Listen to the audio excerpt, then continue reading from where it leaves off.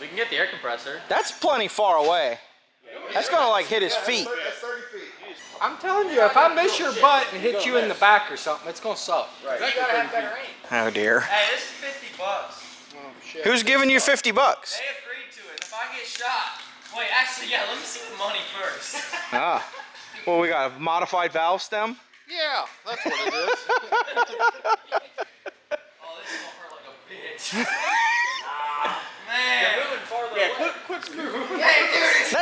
That's a whole 30 feet. You really think Josh is that windy?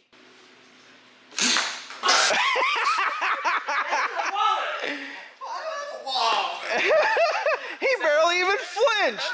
That was lame. Okay, Justin Ziegler's back on the dyno today, and we have done some work on this truck in the last couple weeks. We did a 4-link suspension setup, still with the factory bed. He's getting ready for a King of the Street challenge, and then he picked it up from us, took it home, and he put a D&J Enforcer engine in it. This is a long block with coolant. Last time it was on the dyno, did not have water in it, so it took a long time for cool down. So we're excited to be able to put this thing through its paces today. We're just making sure that everything is up to par. It's the same fuel system as before, 500% overs, 2 12 mil extra G pumps, and a triple setup from Johnny at Stainless. So it's going to make a good number. We're just going to make sure everything's dialed in. We're going to start doing a few just maybe 500 to 700 horsepower load pulls on it, because it's a fresh engine, and then he's going to drain the break-in oil out of it, and we'll change the oil, and then we're going to turn it up and let it rip.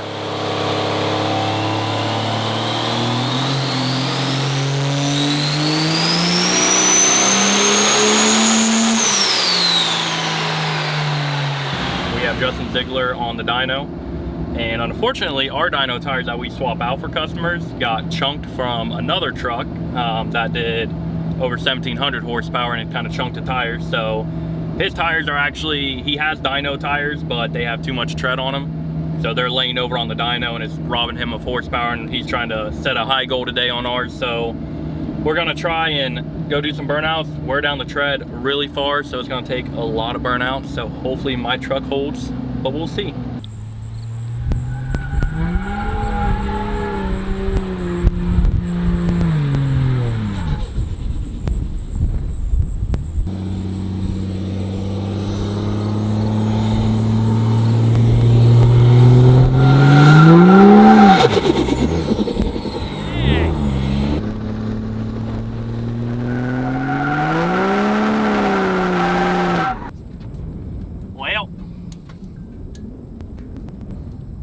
Shoot. So much for test and tune tonight. Landon's on the way with the tow strap, so we can tow strap it back to the shop. It was fun while it lasted. I think it lasted like 20 feet.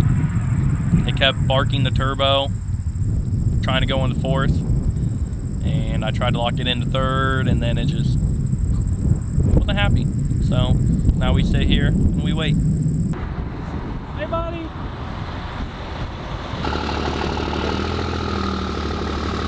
This is a good time for all of us. I'm getting optimal fuel mileage right now. So everybody always wants to get better fuel mileage and everything. Grenade your charger. And then we got to take a hard corner on 14 wide and no power steering. I'm terrible at this. Oh yeah. Oh yeah. That was nice. Oh, and the best part about today is, while we're on our way back, Landon calls me, which is the one that's towing me. He calls me laughing very hard, and I figure it's something I did, of course. But Larson actually just got a 14 mil on his truck and was messing around with everything like that. Apparently called him, and he thinks he broke an input shaft or a flex plate or something. So now he's sitting on the side of the road waiting for a tow as well. So we're definitely breaking everything tonight. So no more test and tune for us.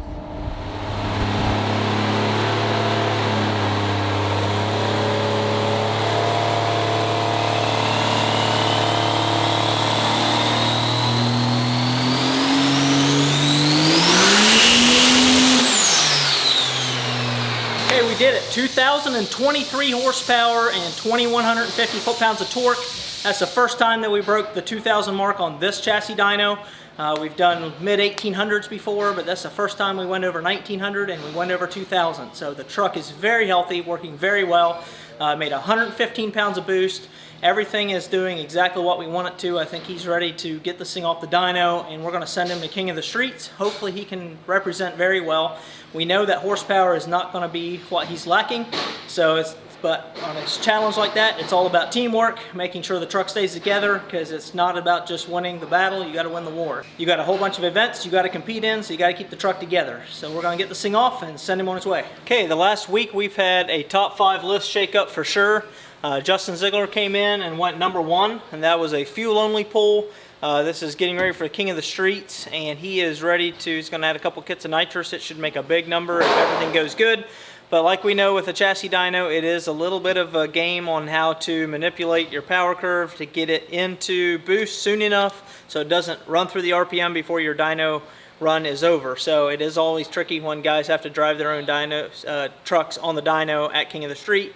If you don't know how to drive, you can have a 2,000 horsepower truck, but you don't get it loaded right, it doesn't always make the number. So Stuart Ingercam, still number 2.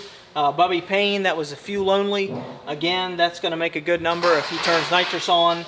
David Large did this a couple weeks ago, and Logan Epling was earlier this year. Logan's also found a good bit of horsepower, so if he comes back, I think he can get up there on this list. But overall, these top 5 trucks are still all trucks that can be driven, and they have decent manners on the street. It's pretty amazing how the evolution of diesel motorsports has come over the last couple years. So it's exciting. If you guys got something for this list this year, bring your truck in and we'll see what you got.